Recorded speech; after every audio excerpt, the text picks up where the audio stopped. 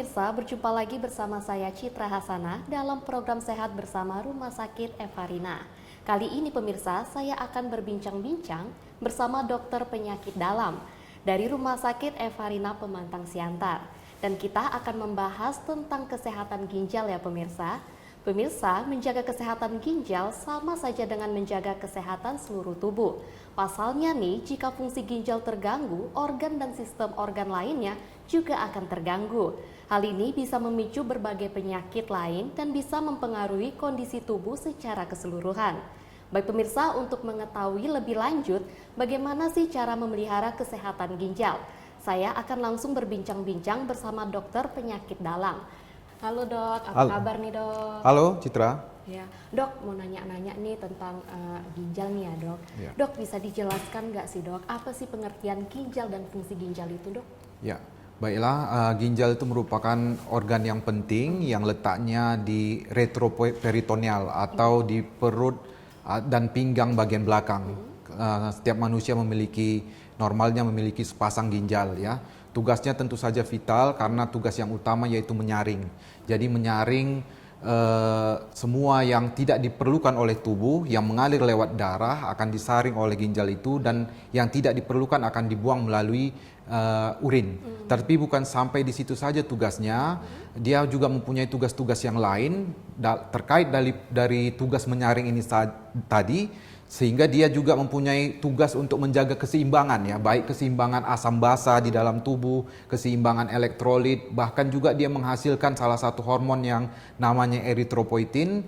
Eritropoietin ini tugasnya untuk merangsang pembentukan sel darah merah, sehingga penting untuk membentuk sel darah merah sehingga yang mempunyai gangguan ginjal bisa saja darahnya berkurang gitu, sel darah merahnya berkurang gitu. Jadi sangat penting juga ya, nih ya dok. Tentu saja. Jadi kalau untuk seberapa penting juga sih dok ginjal di bagian manusia ini dok? Ya, di penyakit dalam ya kita mengenal bahwa manusia ini holistik gitu. Jadi maksudnya gangguan di ginjal seperti yang disebutkan Citra tadi di awal itu akan mengganggu semua sistem lainnya. Jadi kalau kita tidak bisa memelihara ginjal kita, cepat atau lambat dia akan mengganggu organ-organ lain. Yang paling dekat ginjal itu ibaratnya saringan, yang paling dekat itu adalah pompa. Contohnya yaitu jantung gitu. Jadi nanti kalau ginjalnya terganggu, lama-lama jantungnya akan terganggu. Ya tentu saja keseimbangan asam dan basa nanti di tubuh kita terganggu, akhirnya mengganggu otak, mengganggu tulang. Keasaman itu tadi terlalu meningkat bisa mengganggu lambung, jadinya mual muntah, mengganggu sistem darah yang seperti saya singgung tadi di awal, sehingga sel darah merahnya turun. Jadi hampir mengganggu semua sistem yang lain, termasuk kulit juga. Jadi kulitnya bisa gatal-gatal gitu, kering, ya itu akibat gangguan ginjal juga. Jadi Gitu. sangat mempengaruhi ya, hampir semua organ yang dilewati pembuluh darah tentu saja. Jadi sangat berbahaya juga ya dokter ya. Sekali. Jadi dok kalau untuk penyebabnya nih dok, penyebab umumnya masalah pada ginjal ini apa sih dok? Penyebab ginjal ini dulunya tahun 50 tahun ke bawah mungkin itu penyebabnya itu infeksi ginjal gitu ya. Tetapi akhir-akhir ini semua buku atau semua penelitian sudah fix bahwa penyebabnya nomor satu yang paling banyak itu adalah diabetes. Penyebab nomor 2 itu hipertensi. Baru penyebab berikutnya nomor 3 itu tadi infeksi di glomerulus, infeksi di tubulus atau saringan itu sendiri. Baru berikutnya obstruksi atau batu di ginjal yang dibiarkan berlama-lama, sampai juga obat-obatan gitu. Jadi ada beberapa hal-hal yang bisa mengganggu fungsi ginjal atau mengganggu ginjal itu secara struktur. Tetapi yang paling banyak adalah diabetes nomor 1 dan nomor 2 adalah hipertensi. Jadi nih dok, biasanya nih siapa aja sih yang berisiko terkena penyakit ginjal ini dok? Jadi yang paling berisiko adalah yang nomor 1 penderita diabetes, nomor 2 penderita darah tinggi. Tetapi celakanya penderita diabetes ini sering bersama-sama dengan penderita darah tinggi. Jadi orang yang mempunyai diabetes dengan hipertensi itu risikonya berlipat-lipat untuk terjadinya gangguan ginjal. Sehingga memang pada pasien diabetes sendiri juga harus memeriksakan ginjalnya berkala, paling tidak setahun sekali. Apalagi sudah mengalami juga hipertensi, jadi harus memeriksakannya lebih sering, bahkan misalnya 6 bulan sekali. Yang lain misalnya yaitu gangguan imunitas, contohnya lupus pada perempuan yang kita dengar ya, sistemik lupus erythematosus, itu gangguan kekebalan tubuh, gangguan imunitas yang akhirnya jatuh-jatuhnya juga bisa mengganggu ginjal. Atau misalnya gangguan imunitas lain nih, misalnya rheumatoid arthritis yang menggunakan obat-obat jangka panjang. Nah, mereka wajib memeriksakan ginjalnya secara berkala gitu. Tetapi kesimpulannya yang sangat beresiko adalah diabetes, penderita diabetes dan penderita hipertensi. Kalau untuk obat sangat berpengaruh juga ya dok ya? Ya, betul. Oke. Nah pemirsa, Anda penasaran apa-apa aja yang saya akan tanyakan kepada Dr. John tentang penyakit ginjal ini? Jangan kemana-mana ya pemirsa, kami akan kembali sesaat lagi. Tetap disaksikan program Sehat Bersama Rumah Sakit Evarina.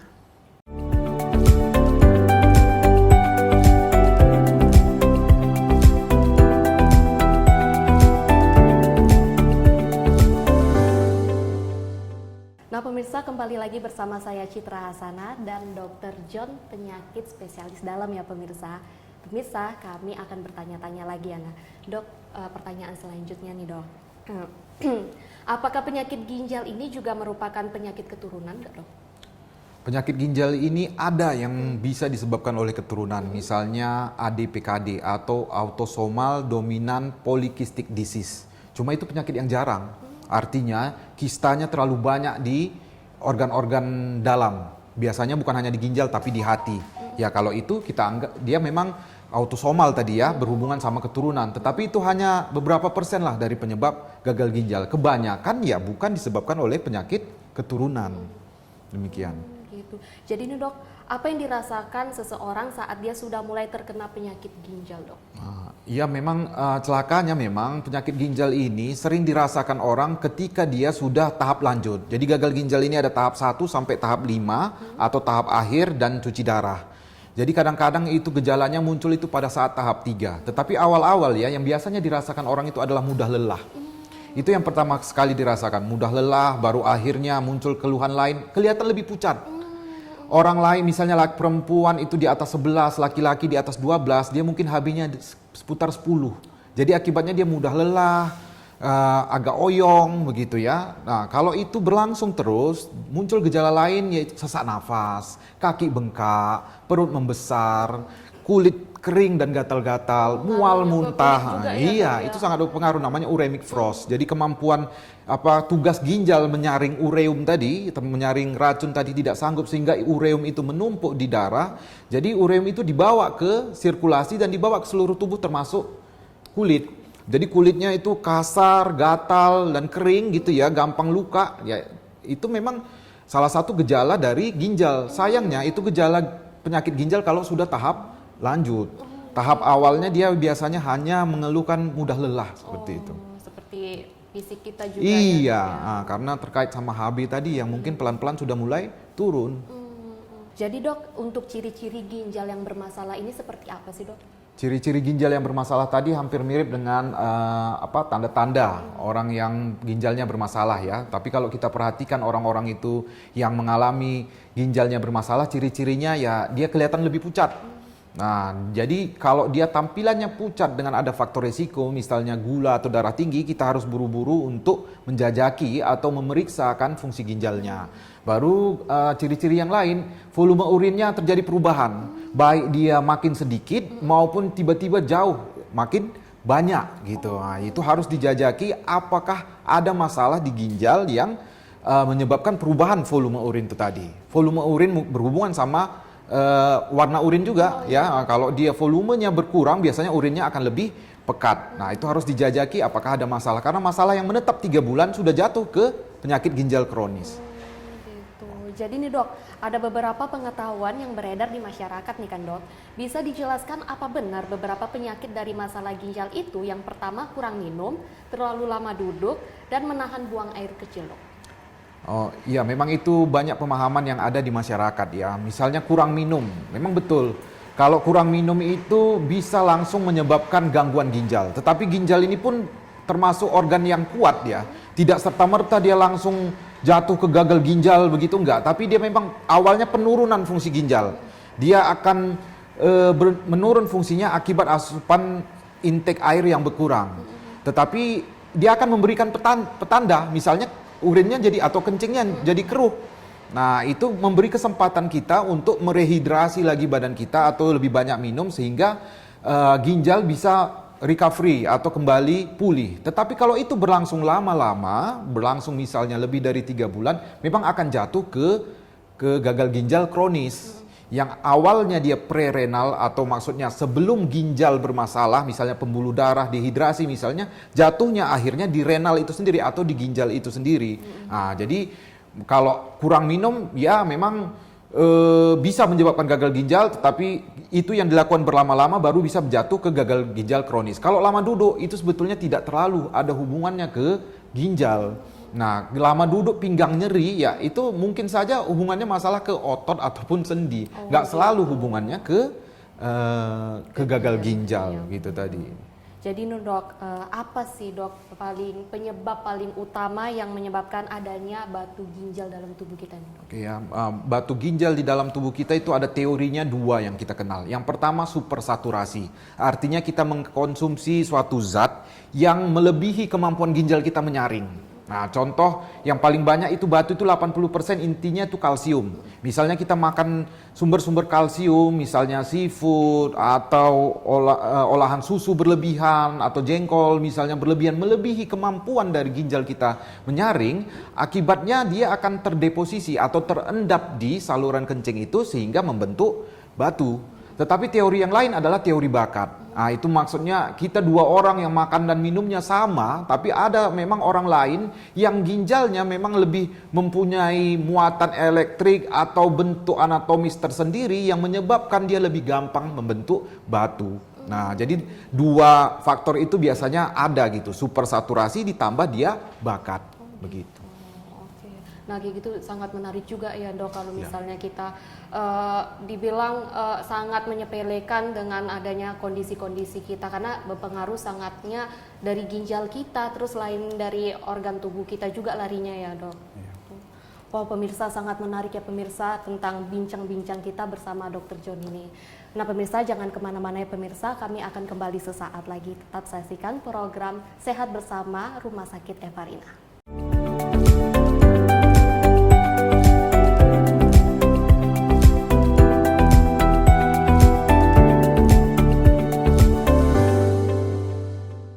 Nah pemirsa kembali lagi bersama saya Citra Hasana dan Dr. John. Nah pemirsa kami akan berbincang-bincang nih tentang penyakit ginjal yang kita bahas sebelumnya ya pemirsa. Nah dok, jadi mau nanya nih dok, ada nggak sih dok pengobatan penyakit batu ginjal ini dok? Ya, pengobatan batu ginjal itu tergantung dari beberapa hal. Pertama itu ukurannya. Misalnya kalau ukurannya masih kecil atau sub-sentimeter, artinya masih dalam hitungan mili, kita bisa mencari dengan obat-obatan, banyak minum, olahraga misalnya ya, kita cari apakah batunya itu bersifat asam atau bersifat basa. Prinsipnya kita melarutkan, mencoba melarutkan batu itu. Tetapi kalau batunya ukurannya besar, apalagi sudah mulai menyumbat dari aliran kencing itu tadi ya, atau sudah mulai mengganggu fungsi, maka kita cepat-cepat mengkonsulkan atau bekerja sama dengan spesialis urologi. Siapa tahu perlu dilakukan tindakan yang segera ya, dan yang tindakan apa yang paling pas untuk itu nanti sejawat urologi yang paling paham gitu. Jadi harus konsultasi juga ya dok, karena Ya, nggak bisa dibiarkan terus betul. menerus. Untungnya kebanyakan mungkin ukuran batunya masih kecil atau masih baru, itu bisa kita bantu dengan obat-obatan gitu. Cuma kalau ukurannya sudah terlalu besar atau malah mengganggu fungsi, keluhannya sudah berulang, mungkin bisa kita bicarakan dengan sejawat bedah urologi gitu. Jadi dok, apa saja sih dok komplikasi dari penyakit ginjal ini dok? Komplikasi dari penyakit ginjal yang pertama uremic syndrome namanya. Uremic syndrome yang tadi saya sempat sebut di awalnya, ureum atau racun dalam tubuh itu tidak bisa dibuang, itu beredar dalam sirkulasi dan komplikasinya itu muncul akibat ureum yang tinggi itu. Jadi mulai dari misalnya mual muntah, itu penyakit yang paling sering, gejala yang paling sering kalau sudah ada uremic syndrome ini ya. Mual muntahnya hebat, bukan seperti orang yang masalah lambung misalnya, tapi dia mual muntahnya terjadi terus-menerus. Baru yang kedua, uremic syndrome ini juga bisa menyebabkan penurunan kesadaran. Nah, itulah yang kita tidak inginkan ya. Uremic encephalopathy namanya. Ureum itu naik ke melewati sawar atau pembatas otak dan naik ke otak bisa menyebabkan penurunan kesadaran. Kalau udah sampai situ biasanya kita harus membutuhkan cuci darah. Nah, baru ginjal itu tadi yang terganggu tadi lama-lama membutuhkan kerja yang lebih berat dari jantung. Akibatnya jantungnya bisa terganggu, bisa bengkak ginjalnya atau aliran pembuluh darah di jantung itu terganggu, ya akhirnya bisa menyebabkan gangguan jantung yang lain. Komplikasi yang lain misalnya komplikasi yang ke arah hematologis, misalnya HB-nya turun dan makin lama bisa sampai mengganggu kualitas hidup pasien itu, bisa HB-nya sampai di bawah 7, 6 gitu ya. Jadi komplikasinya seperti yang sudah kita singgung di awal bisa di berbagai organ, bahkan sampai ke kulit. Tetapi yang paling kita takutkan tadi, itu tadi ya, penurunan kesadaran akibat uremik atau ureum yang tinggi di dalam darah tadi. Kalau untuk HG yang normalnya itu berapa ya? HB yang normal kalau perempuan di atas 11, laki-laki di atas 12. Jadi sering kalau penderita gagal ginjal itu udah stage 3, dia udah 10, 9. Cuma dia kadang-kadang karena berlangsung perlahan dan terus-menerus, dia tidak terlalu aware gitu. Cuma dia hanya mengeluh, mudah lelah begitu saja. Tapi tidak ada gejala yang berat. Sampai akhirnya ureumnya makin lama makin tinggi, gejalanya makin lama makin muncul dan tidak bisa diabaikan lagi oleh penderita tersebut. Gitu. Jadi nih dok, apakah mengkonsumsi obat tablet terlalu banyak akan menyebabkan gangguan pada ginjal dok? Nah ini yang kita edukasi berulang-ulang, jadi kesempatan ini saya gunakan untuk mengedukasi pasien-pasien atau penderita yang di luar ya, bahwa tidak semua obat itu mengganggu ginjal, apalagi obat itu diberikan oleh tenaga kesehatan yang berkompeten. Contoh tadi kita sebutkan bahwa penyebab gagal ginjal nomor 1 itu gula. Nomor 2 darah tinggi. Jadi kalau obat gulanya dan obat tensinya yang diberikan oleh tenaga kesehatan yang berkompeten, malah dia tentu saja melindungi ginjal. Jadi dia bukan mengganggu ginjal, tetapi dia mempunyai faktor protektif terhadap ginjal. Kalau itu ya kita nggak perlu takut. Misalnya kalau spesialis penyakit dalam memberikan obat gula, pasti dia yang paling awal dipikirkannya itu adalah untuk menyelamatkan ginjalnya. Tetapi yang paling salah itu di masyarakat yang bisa gangguan obat-obatan menyebabkan gagal ginjal di masyarakat adalah misalnya penggunaan obat-obat anti nyeri misalnya ya. Contoh dia pernah ke suatu dokter dikasih obat anti nyeri, dia enakan. Tetapi karena dia rasa obat itu cocok, dia makan terus menerus hitungan bulan, hitungan tahun. Nah, itu yang bisa menyebabkan gagal ginjal. Contohnya pada pasien-pasien rematik asam urat misalnya ya, memakan obat asam urat terus-menerus. Begitu dokter memberikan, dia sebetulnya dokter itu sudah memperkirakan berapa lama, berapa dosis yang akan dia berikan, kapan dia akan tapering off atau dia turunkan. Tetapi sering karena pasien merasa nyaman dengan obat itu, dia akhirnya membeli obat sendiri, akibatnya jatuhnya ke gagal ginjal. Itu yang kita sangat-sangat sayangkan. Dan harus kita pahami juga di kota kita ini, di kota Siantar ini, mesin cuci darah itu sudah full ya, bertambah tetapi langsung full, bertambah langsung full. Itu tadi artinya masyarakat itu kurang memiliki pemahaman terhadap ginjal sehingga sudah end stage atau di tahap akhir baru kita melakukan penanganan. Kalau cuci darah itu kan tentu saja itu penanganan tahap akhir.